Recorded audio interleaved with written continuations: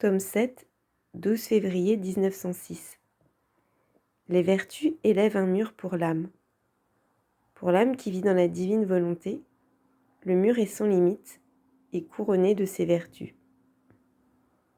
Étant dans mon état habituel, je me sentais très accablée par la privation de mon Jésus béni. Il vint et me dit : « Ma fille, les vertus d'une créature élèvent pour elle un mur plus ou moins grand. Pour l'âme qui vit dans la divine volonté, le mur est si haut et si large que personne ne peut en connaître les limites.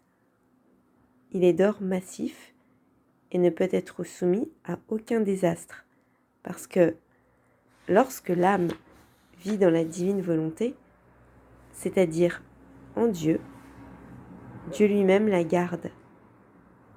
Aucune puissance ne peut vaincre Dieu.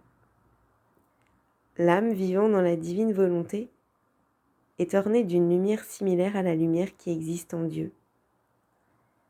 Cette âme brillera au ciel plus que les autres et sera une occasion de grande gloire pour les saints. Ma chère fille, pense à l'ambiance de paix dans laquelle baignent les mots « volonté de Dieu ».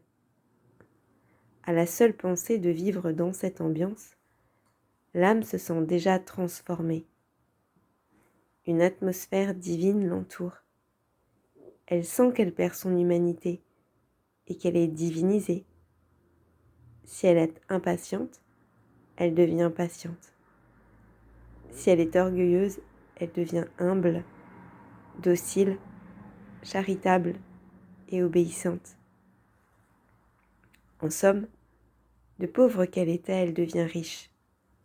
Toutes ses vertus se développent et deviennent une couronne pour ce mur sans limite.